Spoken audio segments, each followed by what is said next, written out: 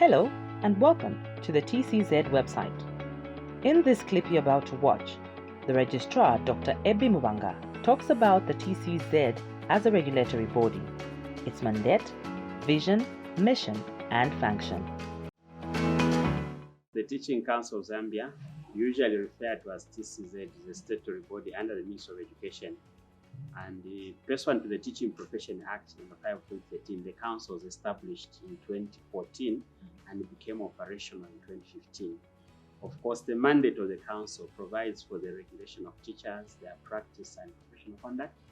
And when we talk about teachers, we are referring to all those trained, qualified and registered by the council, teaching at early childhood education level, primary, secondary and colleges of education. These could be private institutions or public institutions. So the council is actually mandated to regulate teachers. Regulating, first of all, the teaching profession is a relatively new phenomenon in Zambia because we are coming from a background where teaching was never regulated.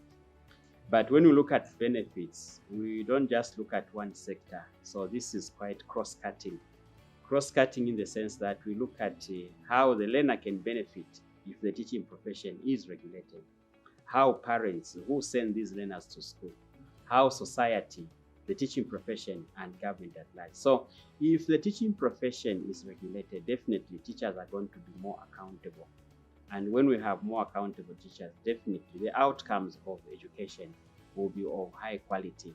And definitely we shall have learners that are actually learning a lot from the teachers, because teachers will not stay away from class, for instance. Teachers will always put in their level best. Even when they are being supervised, they will realize to say it is not for their own good, but for the good of the nation. So when we talk about benefits of the teaching profession, it goes beyond maybe the individual teacher, but I think it cuts across from the learner to the family, to the community, and also to the teaching profession, and ultimately the nation at large. And if the education system is of high quality or high caliber, definitely we can talk about sustainable national development, because countries that have excelled economically, I think, have invested heavily in education. So regulating the teaching profession, in our view as a regulator, is an investment in itself.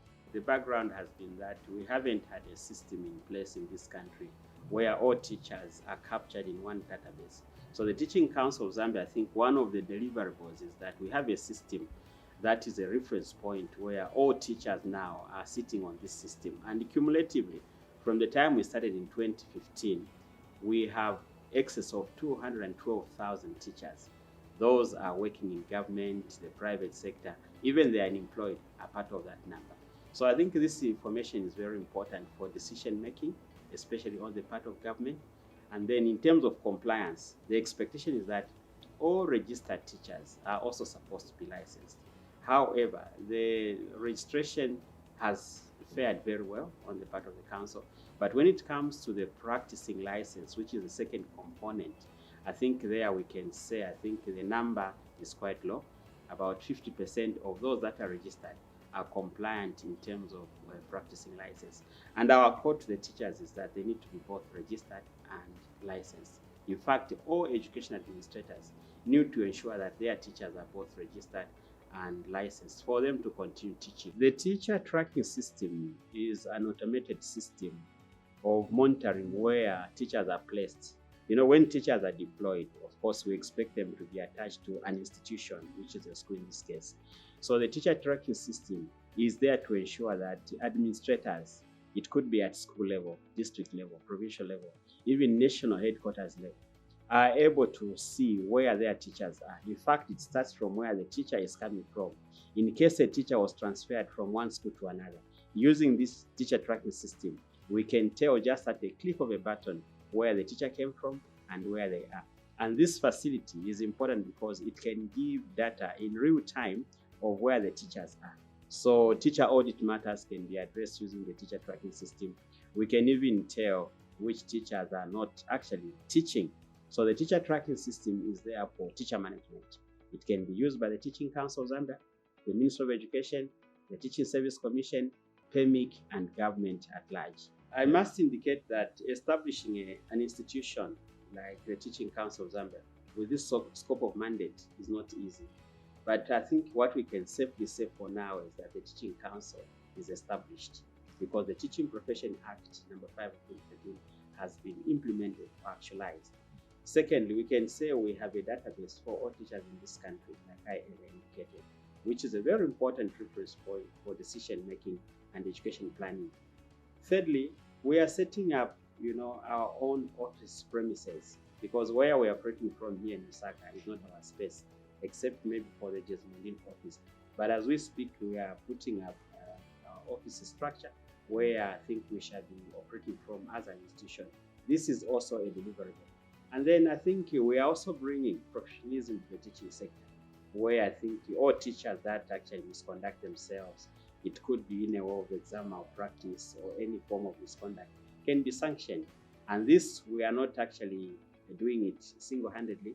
Collaboratively with the Teaching Service Commission, the ministry, teacher unions, and others, we are able to do all these things. So I would say operating systems for the regulatory board, the Teaching Council of Zambia, are in place. And going into 2023, we hope we shall be at another level so that our relevance in this nation can definitely be noticed in society, in the profession, and that way I think we shall be adding value to the delivery of education in this country. We are a regulatory body under the Ministry of Education.